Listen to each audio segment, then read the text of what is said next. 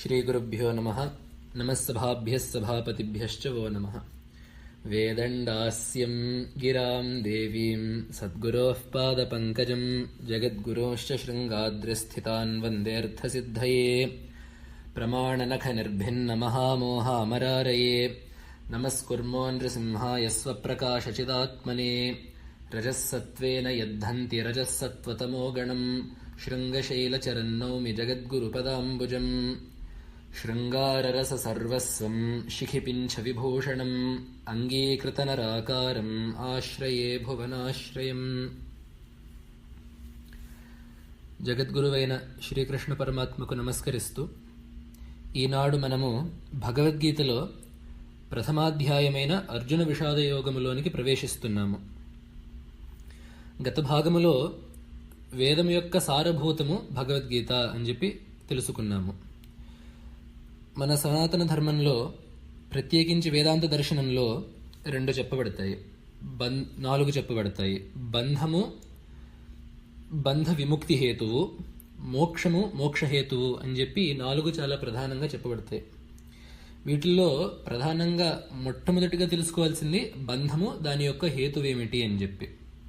ఆ బంధము యొక్క హేతువు తెలుసుకుంటే దాన్ని వదిలించుకోవడము, ముక్తిని పొందడము కొంత సులువు పడుతుంది.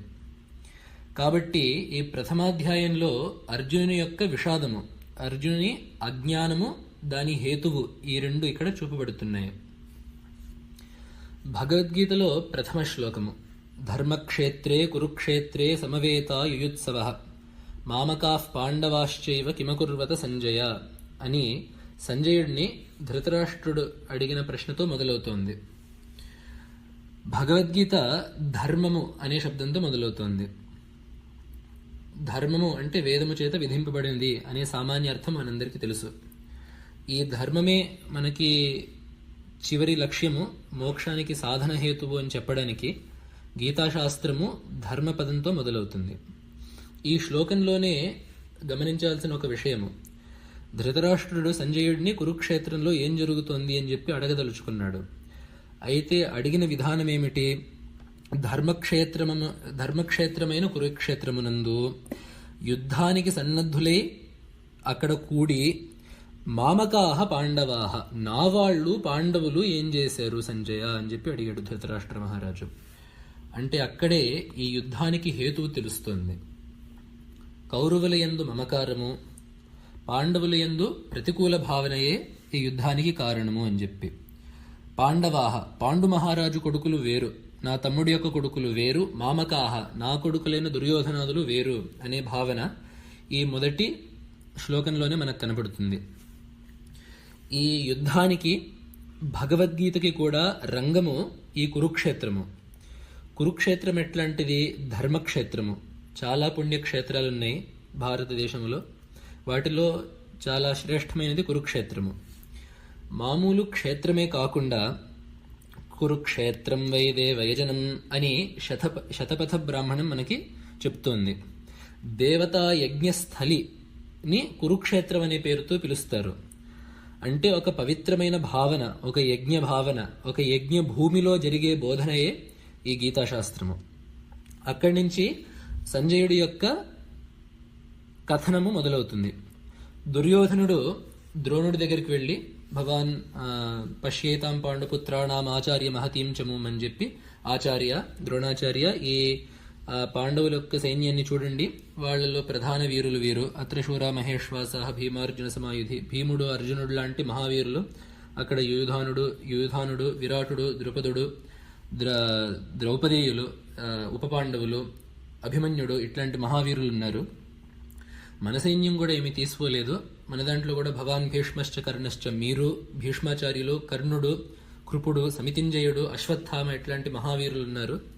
కాబట్టి మీరు ఈ సైన్యాన్ని మీరు జాగ్రత్తగా చూసుకోండి అని చెప్పి అప్పుడు సైన్యాన్ని కూడా ఉద్దేశించి,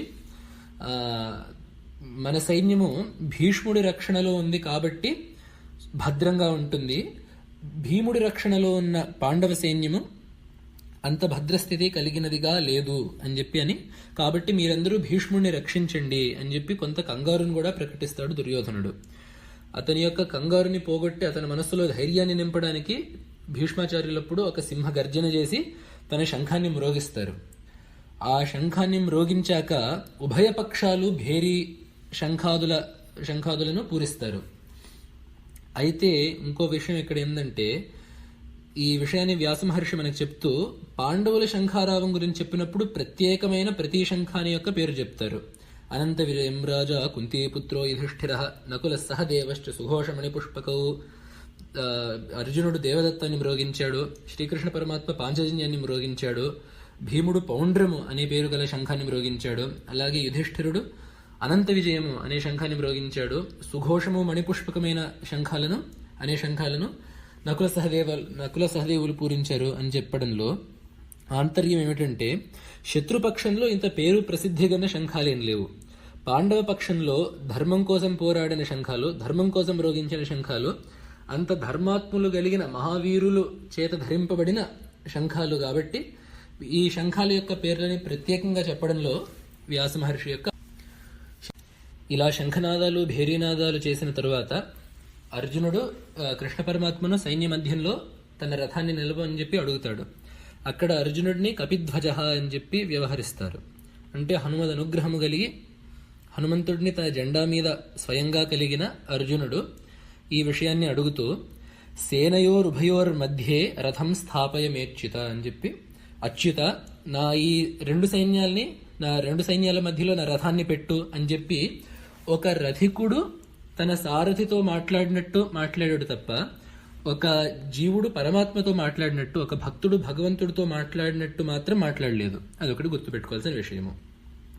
శ్రీకృష్ణ పరమాత్మ అప్పుడు చాలా గమ్మత్తుగా ఏం చేశారంటే, ఈ రథాన్ని సైన్య మధ్యంలో ఎక్కడైనా పెట్టచ్చు, కాకపోతే తీసుకువెళ్లి భీష్మద్రోణ ప్రముఖత సర్వేషాంచ మహీక్షతాం అక్కడ పెట్టారు రథాన్ని.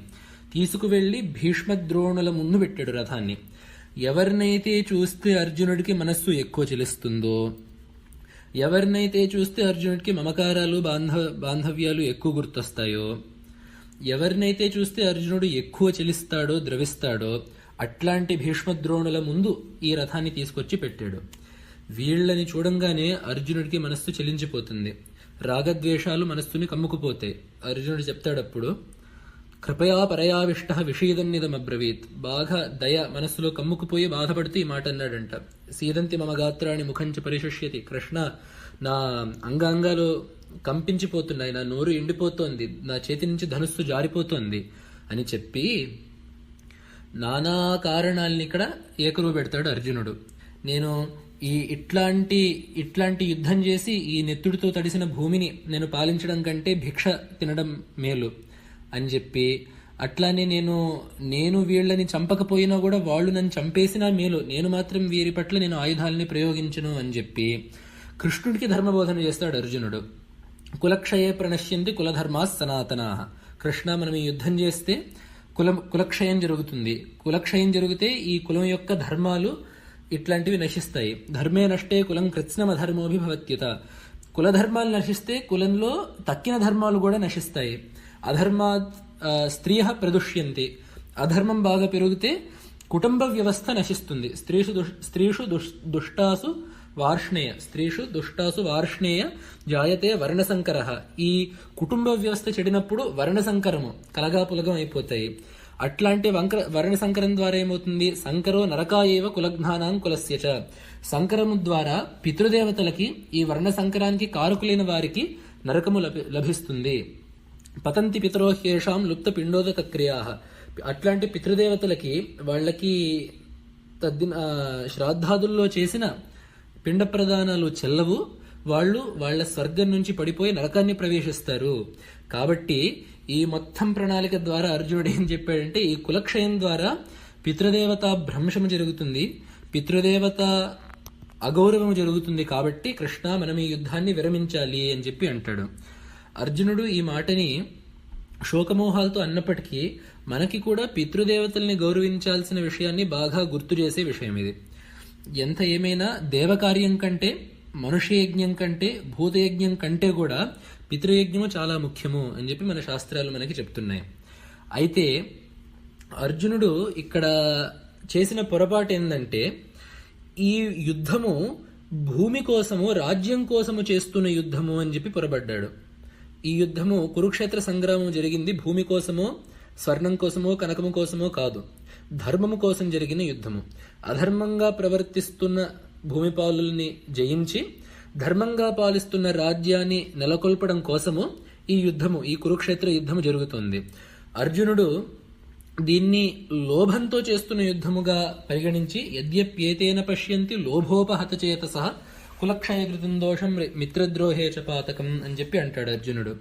వీళ్ళు లోభంతో కమ్ముకున్న మనస్సు కలిగిన వాళ్ళే, వీళ్ళు ఈ యుద్ధంలో ఉన్న దోషాన్ని చూడకపోవచ్చుగాక, కానీ లోభము దోషము అని చెప్పి మనం తెలుసుకున్నాము కాబట్టి ఈ యుద్ధాన్ని మనం చేయకూడదు అని చెప్పి కృష్ణుడితో చెప్తాడు.